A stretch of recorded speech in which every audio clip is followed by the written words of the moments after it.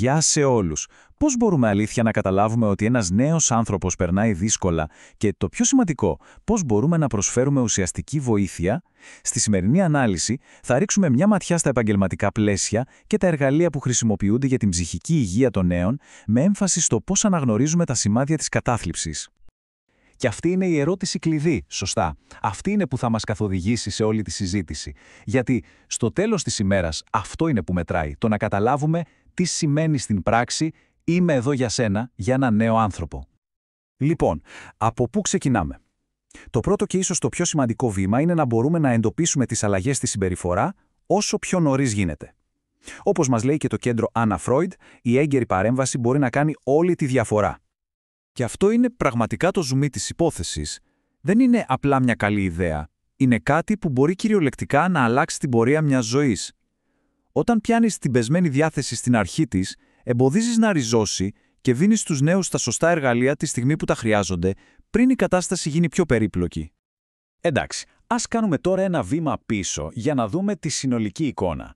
Γιατί για να χτίσεις αποτελεσματικά συστήματα υποστήριξης, πρέπει πρώτα να καταλάβεις πόσο συχνές είναι αυτές οι προκλήσεις.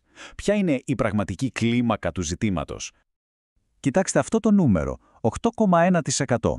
Μπορεί να μην ακούγεται τεράστιο με την πρώτη ματιά, αλλά ας σκεφτούμε τι σημαίνει στην πράξη. Μιλάμε για σχεδόν 1 στους 12 νέους ηλικίας από 5 έως 19 ετών στην Αγγλία που βιώνει μια συναισθηματική δυσκολία όπως το άγχος ή η κατάθλιψη. Αυτό μας δίνει μια πολύ καθαρή εικόνα. Και εδώ τα πράγματα γίνονται ακόμα πιο ενδιαφέροντα. Δείτε τη διαφορά ανάμεσα στα φύλα. Στα κορίτσια το ποσοστό φτάνει το 10%, ενώ στα αγόρια είναι στο 6,2%. Αυτή η απόκλιση μας βάζει σε σκέψεις, έτσι δεν είναι? Μήπως τα κορίτσια μαθαίνουν να εσωτερικεύουν τα συναισθήματά τους περισσότερο? Μήπως οι κοινωνικές πιέσεις είναι διαφορετικές? Είναι σίγουρα κάτι που πρέπει να εξετάσουμε. Εδώ υπάρχει μια λεπτομέρεια που έχει τεράστια σημασία. Οι λέξεις που χρησιμοποιούμε. Οι ειδικοί, όπως μας λέει η πηγή, προτιμούν όρους όπως προβλήματα ή δυσκολίες, αντί για πιο βαριές κλινικές λέξεις όπως διαταραχή. Γιατί? Γιατί η γλώσσα διαμορφώνει την προσέγγιση. Το «έχω μια δυσκολία» ακούγεται σαν κάτι που μπορούμε να δουλέψουμε μαζί, ενώ η διαταραχή μοιάζει με ταμπέλα. Ωραία, είδαμε λοιπόν το τοπίο, τι κάνουμε όμως στην πράξη? Πάμε να δούμε την εργαλειοθήκη, τις στρατηγικές και τις τεχνικές που χρησιμοποιούν οι επαγγελματίες ψυχικής υγείας στην εκπαίδευση για να προσφέρουν βοήθεια. Ένα από τα βασικά εργαλεία είναι αυτό που λέμε καθοδηγούμενη αυτοβοήθεια. Τι είναι αυτό με απλά λόγια? Δεν είναι μια μακροχρόνια βαθιά ψυχοθεραπεία. Σκεφτείτε το περισσότερο σαν να δίνουμε στο νέο έναν οδηγό χρήσης και πρακτικές στρατηγικές για να μπορέσει να διαχειριστεί ο ίδιος τις δυσκολίες του, πάντα με την υποστήριξη ενός ειδικού. Και μέσα σε αυτή την εργαλειοθήκη υπάρχει μια τεχνική με τρομερή λογική, η συμπεριφορική ενεργοποίηση. Η ιδέα είναι πανέξυπνη και ταυτόχρονα απλή. Όταν νιώθουμε πεσμένοι, σταματάμε να κάνουμε πράγματα που μας δίνουν χαρά. Αυτό, όπως είναι λογικό, μας ρίχνει ακόμα περισσότερο. Είναι ένας φαύλος κύκλος. Η συμπεριφορική ενεργοποίηση έρχεται λοιπόν να σπάσει ακριβώς αυτόν τον κύκλο, ενθαρρύνοντας τη δράση, ακόμα και αν στην αρχή δεν υπάρχει όρεξη. Βέβαια, εδώ είναι και το δύσκολο σημείο. Δεν είναι τόσο απλό όσο ακούγεται. Υπάρχει πάντα ο κίνδυνος ο νέος να το νιώσει σαν πίεση, σαν κάποιος να του λέει «απλά σήκω και κάνε κάτι». Γι' αυτό το κλειδί της επιτυχίας είναι ένα: η συνεργασία. Οι στόχοι πρέπει να τίθενται μαζί με το νέο, να είναι ρεαλιστικοί και φυσικά προσαρμοσμένοι στις ιδιαίτερες ανάγκες του καθενός. Γιατί ξέρετε, καμία τεχνική, όσο καλή κι αν είναι, δεν λειτουργεί σε κενό αέρος. Πρέπει πάντα να βλέπουμε τη μεγάλη εικόνα. Η αποτελεσματική υποστήριξη λαμβάνει υπόψη το περιβάλλον, την ταυτότητα και τις μοναδικές εμπειρίες του κάθε νέου ανθρώπου. Και ένας από τους πιο καθοριστικούς εξωτερικούς παράγοντες είναι φυσικά ο εκφοβισμός σε όλες του τις μορφές. Από τον λεκτικό και τον σωματικό μέχρι τον διαδικτυακό. Το cyberbullying που είναι ίσως η πιο ύπουλη μορφή του σήμερα, γιατί σε ακολουθεί παντού, 24 ώρες το 24ωρο. Είναι πολύ δύσκολο να ξεφύγεις. Και αυτό μας φέρνει σε ένα άλλο εξαιρετικά κρίσιμο σημείο. Ακούστε αυτό το απόσπασμα. Αυτό μας δείχνει χωρίς καμία αμφιβολία γιατί το πολιτισμικό πλαίσιο δεν είναι πολυτέλεια, είναι απόλυτη αναγκαιότητα. Δεν μπορούμε να μιλάμε για ψυχική υγεία αγνοώντας τις εμπειρίες του ρατσισμού και των διακρίσεων. Υπάρχει και ένας όρος που ίσως δεν είναι τόσο γνωστός, αλλά περιγράφει μια πολύ ιδιαίτερη πραγματικότητα. τα παιδιά τρίτης κουλτούρας. Μιλάμε για νέους που μεγαλώνουν ανάμεσα σε διαφορετικούς πολιτισμούς, κάτι που μπορεί να δημιουργήσει μοναδικές προκλήσεις με την ταυτότητα και την αίσθηση του ανήκειν. Είναι ένα ακόμα κομμάτι του παζλ που οι επαγγελματίες πρέπει να κατανοούν. Αλλά ας μην ξεχνάμε και τους ίδιους τους ανθρώπους που προσφέρουν αυτή τη βοήθεια, τους επαγγελματίες. Γιατί και η δική τους οπτική, οι ιστορίες που ακούν και ο τρόπος που διαχειρίζονται το συναισθηματικό βάρος αυτής της δουλειάς έχουν τεράστια σημασία. Και μερικές φορές μια εικόνα λέει περισσότερα από 1000 λέξεις. Ακούστε αυτή την ιστορία. Είναι μια απίστευτα δυνατή και συγκινητική εικόνα που εκφράζει ένα τεράστιο, σιωπηλό τραύμα. Είναι απίστευτο, έτσι δεν είναι? Μια τόσο απλή ζωγραφιά και όμως αποκάλυψε ένα ολόκληρο τραύμα που κουβαλούσε αυτό το παιδί, συνδεδεμένο με τη μετανάστευση και την αβεβαιότητα. Αυτό ακριβώς μας δείχνει πόσο σημαντικό είναι να κοιτάμε κάτω από την επιφάνεια. Και όλο αυτό μας οδηγεί σε μια μεγάλη αλήθεια. Όπως λέει και το γνωστό ρητό, δεν μπορείς να γεμίσεις ένα ποτήρι από μια άδεια κανάτα. Αυτή η δουλειά είναι συναισθηματικά εξαντλητική. Γι' αυτό και οι ίδιοι οι επαγγελματίες πρέπει να φροντίζουν τον εαυτό τους, να αναγνωρίζουν τα όρια τους και να βρίσκουν τρόπους να ξαναγεμίζουν τις μπαταρίες τους. Λοιπόν, φτάνοντας στο τέλος, θα ήθελα να αφήσω μια σκέψη στον αέρα, μια ερώτηση που θέτει και η πηγή μας. Αφού είδαμε όλα αυτά, ποια θα μπορούσε να είναι εκείνη μία και μοναδική αλλαγή, είτε στον τρόπο που βλέπουμε τα πράγματα, είτε στον τρόπο που δρούμε, που θα έκανε τη μεγαλύτερη, την πιο θετική διαφορά για τους νέους σήμερα? Είναι μια δυνατή ερώτηση για να κλείσουμε και σίγουρα αξίζει να τη σκεφτούμε. Πώς μπορούμε, με πρακτικούς τρόπους, να υποστηρίξουμε τους νέους που παλεύουν με την πεσμένη διάθεση ή την κατάθλιψη? Θα δούμε μαζί τα εργαλεία και τις στρατηγικές που χρησιμοποιούν οι ειδικοί στην πράξη. Λοιπόν, για να δούμε λίγο τι μας περιμένει.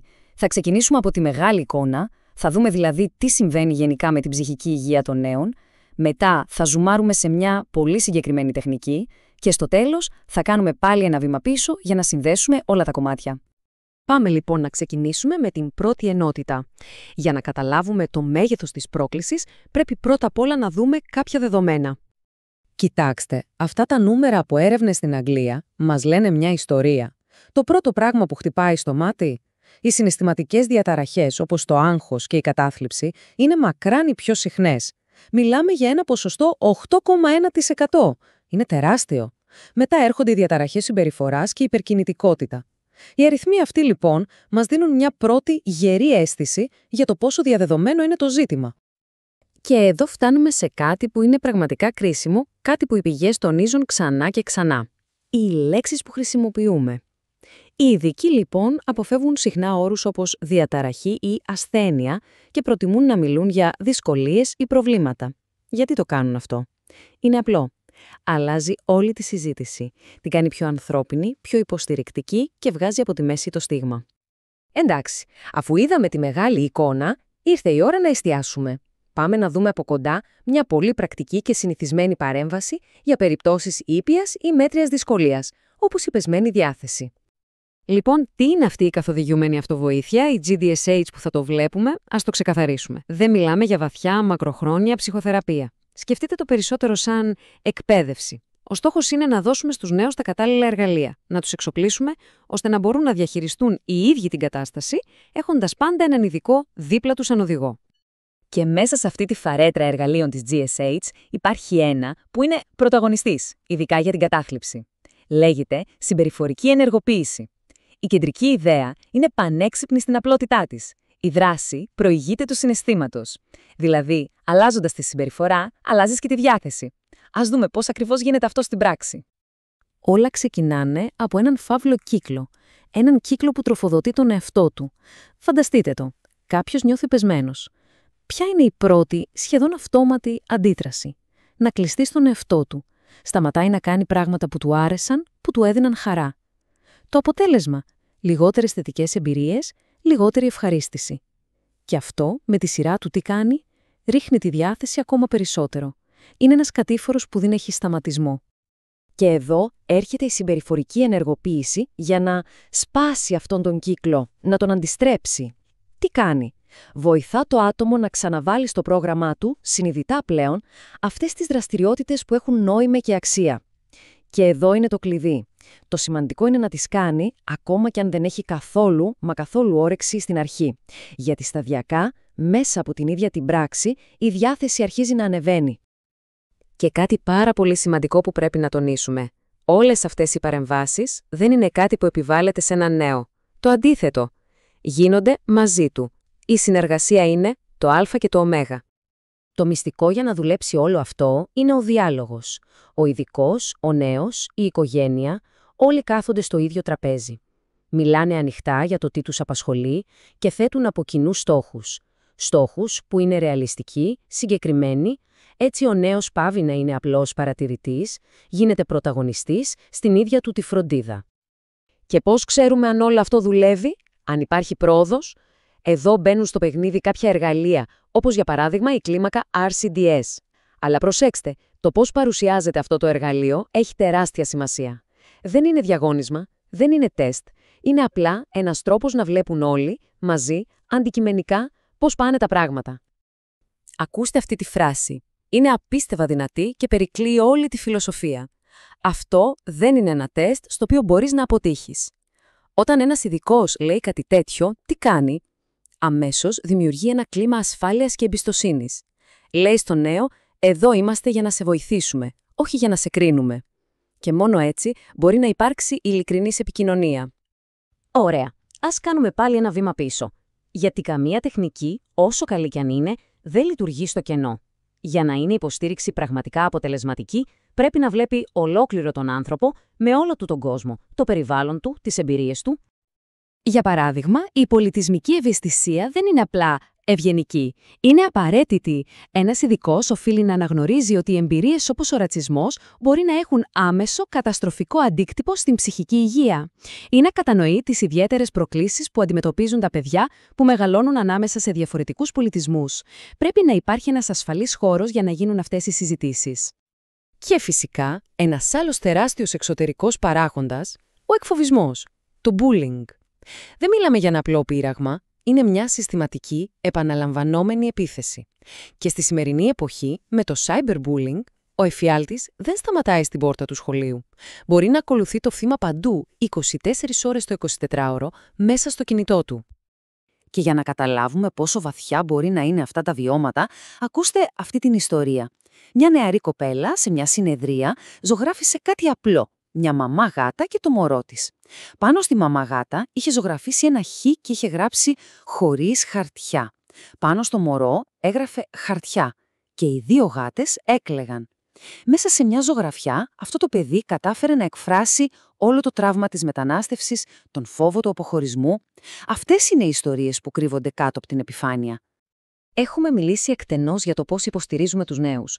Υπάρχει όμως μια ερώτηση. Ποιος υποστηρίζει αυτούς που προσφέρουν την υποστήριξη?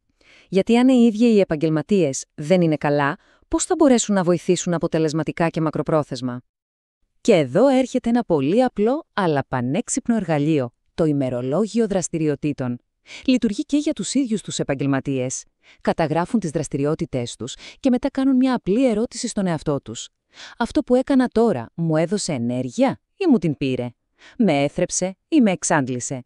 Αναγνωρίζοντας αυτά τα μοτίβα, μπορούν συνειδητά να βάλουν περισσότερες θρεπτικές δραστηριότητες στη μέρα τους και να προστατευτούν από την επαγγελματική εξουθένωση. Φτάνοντας λοιπόν προς το τέλος αυτής της ανάλυσης, ένα πράγμα γίνεται απόλυτα σαφές. Η υποστήριξη της ψυχικής υγείας δεν είναι μια απλή, χραμική διαδικασία, είναι ένα σύνθετο παζλ που απαιτεί μια προσέγγιση που να βλέπει όλες τις πλευρές. Και γι' αυτό θα κλείσουμε με την ίδια την ερώτηση που θέτει η πηγή μας. Μια ερώτηση που μας καλεί όλους να σκεφτούμε. Έχοντας δει όλα αυτά, από τις πρακτικές τεχνικές μέχρι την τεράστια σημασία του πλαισίου, ποια θα ήταν εκείνη η επία και μοναδική αλλαγή που θα μπορούσε να κάνει τη μεγαλύτερη θετική διαφορά για την ψυχική υγεία των νέων εδώ και τώρα? Η ψυχική υγεία των νέων. Εντάξει, είναι ένα τεράστιο θέμα, το ξέρουμε. Συνήθως όμως, η κουβέντα πάει κατευθείαν στα προβλήματα. Σήμερα θα κάνουμε μια αλλαγή. Θα ρίξουμε μια ματιά στις λύσεις. Θα δούμε δηλαδή από κοντά τα πολύ έξυπνα συστήματα και τα πρακτικά εργαλεία που φτιάχνονται για να στηρίξουν τους νέους. Και θα το κάνουμε μέσα από τη δουλειά των ανθρώπων που είναι εκεί, στην πρώτη γραμμή. Λοιπόν, για να δούμε πώς δουλεύει όλο αυτό το πράγμα, έχουμε έναν οδικό χάρτη. Πρώτα, θα δούμε το ίδιο το σύστημα υποστήριξης. Μετά θα ρίξουμε μια ματιά στα νούμερα για να καταλάβουμε το τοπίο, έπειτα το πιο ζουμερό κομμάτι, τα εργαλεία που φέρνουν την αλλαγή. Από εκεί θα ανοίξουμε λίγο το πλάνο για τη μεγάλη εικόνα και θα κλείσουμε με αυτό που έχει τη μεγαλύτερη σημασία, τον ανθρώπινο πυρήνα. Είμαστε έτοιμοι? Πάμε! Και ξεκινάμε με το πρώτο κομμάτι, το σύστημα υποστήριξης. Για να το καταλάβουμε, σκεφτείτε το κάπως σαν μια τεράστια, πολύ καλά οργανωμένη βιβλιοθήκη. Μια βιβλιοθήκη γνώσης που έχει φτιαχτεί όμως ειδικά για τους ανθρώπους που είναι εκεί, κάθε μέρα, δίπλα στους νέους. Και ποιοι είναι αυτοί οι άνθρωποι? Λοιπόν, στην Αγγλία τους λένε EMHPs, δηλαδή επαγγελματίες ψυχικής υγείας στην εκπαίδευση. Με απλά λόγια, είναι οι ειδικοί που δουλεύουν μέσα στα σχολεία, ακριβώς δίπλα στα παιδιά. Και όλο αυτό το σύστημα που λέμε είναι φτιαγμένο για εκείνους, για να τους δώσει τα εφόδια να κάνουν τη δουλειά τους καλύτερα. Και εδώ είναι η εξυπνάδα του όλου πράγματος. Το σύστημα αυτό δεν ξεκινάει από το μηδέν. Όχι, δουλεύει σαν ένας κόμβος, ας πούμε, που μαζεύει την καλύτερη γνώση από τους κορυφαίους οργανισμούς. Αντί δηλαδή να προσπαθεί να ξανά ανακαλύψει τον τροχό, παίρνει την απίστευτη δουλειά που γίνεται ήδη και την κάνει προσβάσιμη. Έξυπνο, έτσι. Ωραία, είδαμε λοιπόν τη δομή. Αλλά γιατί όλη αυτή η προσπάθεια? Για να το καταλάβουμε αυτό, πρέπει να δούμε λίγο τους αριθμούς. Τα δεδομένα είναι αυτά που μας δείχνουν το μέγεθος της πρόκλησης, την πραγματική εικόνα. Και ορίστε το βασικό νούμερο, 8,1%. Αυτό, σύμφωνα με τα στοιχεία από την Αγγλία, είναι το ποσοστό των νέων ηλικίας 5 με 19 που αντιμετωπίζουν μια συναισθηματική διαταραχή. Αυτός ο αριθμός από μόνος του τα λέει όλα. Μας δείχνει πόσο κρίσιμο είναι να υπάρχει έγκαιρη και φυσικά σωστή παρέμβαση. Τώρα, αν σπάσουμε αυτό το νούμερο αναφύλο, η εικόνα γίνεται ακόμα πιο ενδιαφέρουσα. Βλέπουμε μια ξεκάθαρη διαφορά. 10% στα κορίτσια, 6,2% στα αγόρια. Προσοχή όμως. Αυτό δεν σημαίνει απαραίτητα ότι τα κορίτσια απλώς δυσκολεύονται περισσότερο. Αυτό που πιθανότατα μας λέει είναι ότι η ψυχική πίεση βγαίνει προς τα έξω με διαφορετικούς τρόπους. Ίσως τα κορίτσια να την εσωτερικεύουν περισσότερο. Είναι μια σημαντική απόχρωση. Και φυσικά δεν μιλάμε μόνο για συναισθηματικές δυσκολίες. Αν κοιτάξουμε τη μεγάλη εικόνα, βλέπουμε ότι οι επαγγελματίες έχουν να διαχειριστούν μια τεράστια ποικιλία θεμάτων. Από διαταραχές συμπεριφοράς, που είναι πιο συχνές στα αγόρια, μέχρι υπερκινητικότητα και άλλες πιο ειδικές καταστάσεις. Αυτό από μόνο του μας δείχνει το εύρος των γνώσεων που πρέπει να έχουν αυτοί οι άνθρωποι. Και τώρα, κάτι που μπορεί να φαίνεται μικρό, αλλά στην πραγματικότητα είναι τεράστιο. Οι λέξεις που χρησιμοποιούμε. Υπάρχει μια συνειδητή προσπάθεια να φύγουμε από βαριές κλινικές λέξεις όπως διαταραχή ή ασθένεια και να πάμε σε πιο ανθρώπινες όπως δυσκολίες ή προβλήματα. Και ξέρετε κάτι, αυτό δεν είναι απλά μια λεπτομέρεια. Αλλάζει ολόκληρη τη δυναμική. Σπάει το στίγμα και ανοίγει την πόρτα για μια πραγματική ουσιαστική συζήτηση. Ωραία. Είδαμε το πλαίσιο, είδαμε τα νούμερα. Πάμε τώρα στην καρδιά της υπόθεσης. Το πώς. Ποια είναι δηλαδή τα πρακτικά εργαλεία που χρησιμοποιούν αυτοί οι επαγγελματίες για να φέρουν πραγματική αλλαγή? Ένα από τα βασικά τους όπλα είναι η καθοδηγούμενη αυτοβοήθεια. Η φιλοσοφία πίσω από αυτό είναι πανέξυπνη και πολύ απλή. Αντί ο ειδικός να δώσει μια έτοιμη λύση, δίνει στον νέο τα εργαλεία και τις οδηγίες για να χτίσει τη λύση μόνος του. Ουσιαστικά του μαθαίνει πώς να ψαρεύει αντί να του δίνει απλώς το ψάρι. Ο στόχος είναι η ενδυνάμωση, το να πάρει ο νέος τον έλεγχο στα χέρια του. Και μέσα σε αυτή τη λογική, ένα από τα πιο δυνατά εργαλεία λέγεται συμπεριφορική ενεργοποίηση. Η κεντρική ιδέα είναι σχεδόν αντισυμβατική. Μας λέει το εξής: μην περιμένεις να σου έρθει το κέφι για να κάνεις κάτι, κάντο και το κέφι θα ακολουθήσει. Η δράση προηγείται της διάθεσης, όχι το αντίστροφο. Είναι ένας τρόπος να σπάσεις απότομα αυτόν τον φαύλο κύκλο της απραξίας και της κακής διάθεσης. Για να το δούμε πιο καθαρά, φανταστείτε αυτόν τον κύκλο. Έχεις πεσμένη διάθεση, σωστά, αυτό σε κάνει να αποσύρεσαι, να μην θες να κάνεις τίποτα. Η απραξία όμως με τη σειρά της τι κάνει? Σε ρίχνει ακόμα περισσότερο. Είναι μια παγίδα. Η συμπεριφορική ενεργοποίηση έρχεται και παρεμβαίνει ακριβώς εκεί. Σε σπρώχνει να κάνεις κάτι, οτιδήποτε, ακόμα και αν δεν έχεις καθόλου όρεξη. Και έτσι, σιγά σιγά, αυτός ο κύκλος σπάει. Βέβαια δεν είναι πάντα τόσο απλό. Υπάρχει ο κίνδυνος όλο αυτό να ακουστεί σαν γκρίνια ή σαν πίεση. Άντε κάνε κάτι. Γι' αυτό και το κλειδί της επιτυχίας είναι ο τρόπος που γίνεται. Όχι με κριτική, αλλά με υποστήριξη. Και το πιο σημαντικό, οι στόχοι δεν επιβάλλονται. Αποφασίζονται μαζί. Ο νέος, οι γονείς, ο επαγγελματίας, όλοι μαζί, σαν ομάδα. Εντάξει, και πώς ξέρουμε αν όλο αυτό δουλεύει? Υπάρχουν εργαλεία για την παρακολούθηση της προόδου όπως το RAIDAS. Αλλά και πάλι, η ουσία δεν είναι το εργαλείο. Η ουσία είναι η διαδικασία, να μην μοιάζει με τεστ ή εξέταση. Ο σκοπός είναι να βλέπουν μαζί την πρόοδο, σαν σύμμαχοι, όχι σαν εξεταστής και εξεταζόμενος. Αυτό κάνει όλη τη διαφορά. Πάμε τώρα να κάνουμε ένα βήμα πίσω και να δούμε τη μεγαλύτερη εικόνα. Γιατί η αποτελεσματική υποστήριξη δεν είναι απλά μια συνταγή με τεχνικές. Πρέπει να λαμβάνει υπόψη της τα πάντα. Τον πολιτισμό, την ταυτότητα, όλα αυτά που συμβαίνουν έξω από το δωμάτιο της θεραπείας. Εδώ λοιπόν μπαίνει η έννοια της πολιτισμικής ευαισθησίας και είναι απολύτως κρίσιμη. Δεν υπάρχει μια λύση που να ταιριάζει σε όλους. Είναι αδύνατον. Ένας καλός επαγγελματίας πρέπει να καταλαβαίνει πώς η ταυτότητα, η καταγωγή, ακόμα και το τραύμα του ρατσισμού διαμορφώνουν την εμπειρία ενός νέου. Χωρίς αυτόν τον ασφαλή χώρο για συζήτηση, η βοήθεια είναι μισή. Και φυσικά δεν μπορούμε να αγνοήσουμε έναν τεράστιο παράγοντα, τον εκφοβισμό. Ειδικά σήμερα με το cyberbullying. Γιατί το πρόβλημα με τον ψηφιακό εκφοβισμό είναι ότι δεν έχει ωράριο. Δεν τελειώνει όταν χτυπάει το κουδούνι του σχολείου. Ακολουθεί το παιδί παντού, στο κινητό του, 24 ώρες το 24ωρο. Είναι αμήλικτο. Γι' αυτό και οι επαγγελματίες έχουν στη διάθεσή τους ειδικά εργαλεία και πόρους από οργανισμούς ειδικούς στο θέμα. Και φτάνουμε στο τελευταίο και ίσως το πιο σημαντικό κομμάτι, ο ανθρώπινος πυρήνας. Γιατί στο τέλος της ημέρας μιλάμε για ανθρώπους που βοηθούν άλλους ανθρώπους. Και αυτό περιλαμβάνει και τους ίδιους τους επαγγελματίες, αλλά και τον απίστευτο αντίκτυπο που μπορεί να έχει η δουλειά τους. Υπάρχει μια φράση που λέει ότι δεν μπορείς να σερβίρεις τσάι από άδεια τσαγέρα. Το ίδιο ισχύει και εδώ. Για να μπορεί κάποιος να υποστηρίζει τους άλλους, πρέπει πρώτα να φροντίζει τον εαυτό του. Γι' αυτό και το ίδιο το σύστημα ενθαρρύνει τους επαγγελματίες να προσέχουν τον εαυτό τους, να ξεχωρίζουν τι τους γεμίζει και τι τους αδειάζει. Η αυτοφροντίδα δεν είναι πολυτέλεια, είναι προϋπόθεση. Και για να καταλάβουμε πόσο βαθιά μπορεί να φτάσει αυτή η δουλειά, ας κλείσουμε με μια αληθινή ιστορία. Μια ιστορία που δεν υπόθηκε με λόγια, αλλά με μια ζωγραφιά. Ένα κορίτσι λοιπόν ζωγραφίζει αυτό.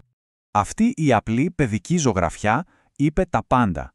Αποκάλυψε ένα τεράστιο κρυμμένο οικογενειακό τραύμα γύρω από το θέμα της μετανάστευσης. Κάτι που κανείς δεν είχε καταλάβει μέχρι τότε. Και αυτό ακριβώς είναι η απόδειξη. Μας δείχνει γιατί χρειάζεται αυτή η ευαίσθητη ανθρώπινη προσέγγιση. Γιατί τα πιο σημαντικά πράγματα συχνά είναι αυτά που δεν μπορούν να υποθούν με λέξεις. Κλείνοντας λοιπόν αυτή την ανάλυση και αφού είδαμε όλη την πολυπλοκότητα, τα εργαλεία, την ανθρώπινη διάσταση, μένει ένα μεγάλο ερώτημα. Αν μπορούσαμε να κάνουμε μία και μόνο αλλαγή στον τρόπο που βλέπουμε τα πράγματα για να βοηθήσουμε πραγματικά τους νέους, ποια θα ήταν αυτή? Μια ερώτηση που νομίζω αξίζει να την κρατήσουμε και να τη σκεφτούμε όλοι.